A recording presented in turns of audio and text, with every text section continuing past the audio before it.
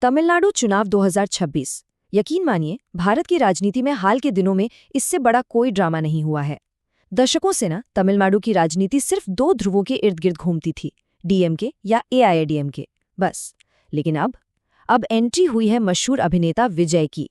उनकी नई party TVK यानी तमिलगा वितरी कड़गम ने आते ही मानो स्थापित व्यवस्था को पूरी तरह से चकनाचूर कर दिया है। एक ऐसी ब्लॉकबस्टर एंट्री जिसने एक ऐसा संवैधानिक गतिरोध, एक ऐसा कंफ्यूजन पैदा कर दिया है जिसके बारे में किसी ने शायद ही कभी सोचा हो।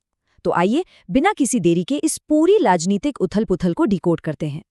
तो सबसे पहले बात करते हैं उस एक जादुई नंबर की जिस पर यह पूरा खेल टिका है, 118।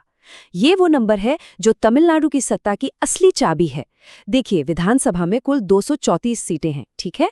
तो किसी भी पार्टी को अपनी सरकार बनाने और बहुमत साबित करने के लिए इसी नंबर यानी 118 विधायकों की जरूरत होती है। आज के हमारे इस विश्लेषण की पूरी कहानी बस इसी एक नंबर के इर्द गिर्द घूमने वाली है। अब जैसा कि हमने कहा, टीवीके का डेब्यू किसी ब्लॉकबस्टर फिल्म से कम नहीं रहा।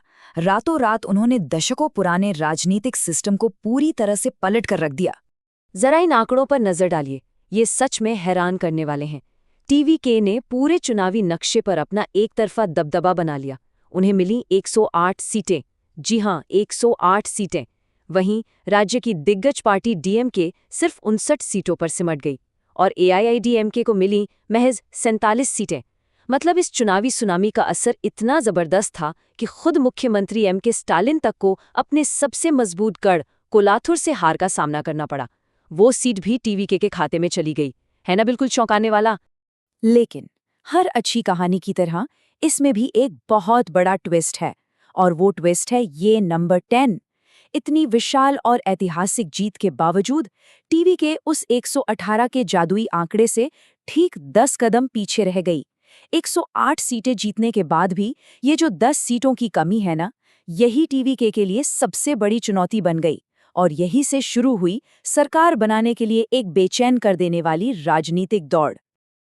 और जब नंबर कम पड़ते हैं तो राजनीति में क्या होता है? गठबंधन बनते हैं और पुराने गठबंधन टूटते हैं। बिल्कुल वही सब अब यहाँ भी देखने को मिल रहा है। टीवीके को समर्थन देने के मुद्दे पर अब दो बिल्कुल अलग-अलग नजरिए सामने आ रहे हैं। एक तरफ 2004 से चला आ रहा डीएमके और कांग्रेस का गठबंधन टूट गया। डीएमके इस पर बहुत गुस्से में है।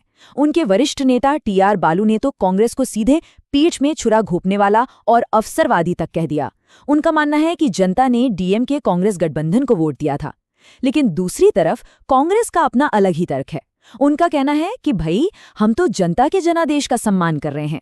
चूंकि टीवीके सबसे बड़ी पार्टी बनकर उभरी है, इसलिए राज्य में एक धर्मनिरपेक्ष सरकार सुनिश्चित करने और बीजेपी को बाहर रखने के लिए टीवीके का साथ देना ही सबसे सही कदम है। चलिए 1 मिनट के लिए मान लेते हैं कि कांग्रेस पूरी तरह साथ आ गई। उनके पास 50 सीटें हैं। अगर हम 108 में कांग्रेस की 50 सीटें जोड़ भी दें तो भी टीवीएमके का कुल आंकड़ा 113 तक ही पहुंचता है।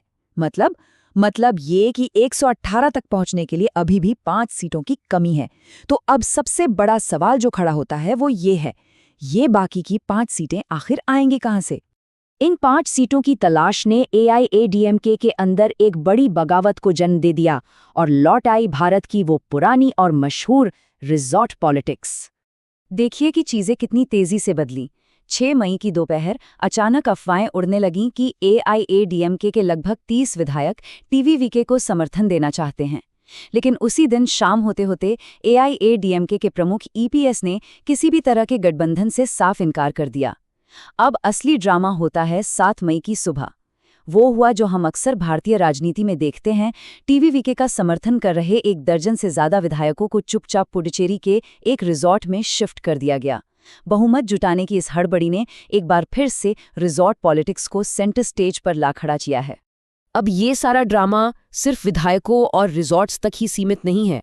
राजभवन में भी टेंशन कम नहीं है, जहां एक बड़ा संवैधानिक गतिरोध पैदा हो गया है। तो सबसे अहम बात यह है कि राज्यपाल की इस पर क्या राय है।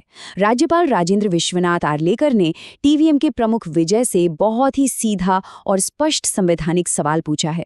उन्होंने कहा, आप 113 विधायकों के साथ सरकार कैसे बनाएंगे? आप ये कैसे सुनिश्चित करेंगे कि शपथ लेने के बाद आप बहुमत साबित कर देंगे? दरअसल राज्यपाल इस बात पर अड़े हैं कि कोई भी शपथ ग्रहण तभी होगा जब 118 का आंकड़ा कागजों पर बिल्कुल साफ साफ दिखाई दे। वहीं दूसरी तरफ राज्यपाल के इस कड़े रुख का भारी विरोध भी हो रहा है।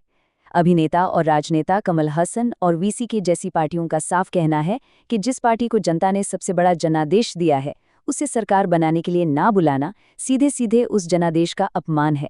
उनका तर्क है कि लोकतंत्र में बहुमत साबित करने की असली जगह राजभवन का कमरा नहीं बल्कि विधानसभा का फ्लोर होता है। तो इन सब उलझनों के बीच अब आगे क्या? खैर, तमिलनाडु के सामने अब मुख्य रूप से 3 ही रास्ते बचे हैं। पहला, राज्यपाल टीवीके को शपथ लेने दें और उन्हें विधानसभा के फ्लोर पर अपना बहुमत साबित करने का मौका दें। दूसरा रास्ता ये है कि टीवीके, वीसीके, सीपीआई या सीपीएम जैसे पार्टियों से लिखित समर्थन हासिल कर ले ताकि 118 का आंकड़ा तुरंत पार हो जाए। और तीसरा, जो सबसे एक्सट्रीम रास्ता है, वो है राष्ट्रपति शासन और फिर से चुनाव।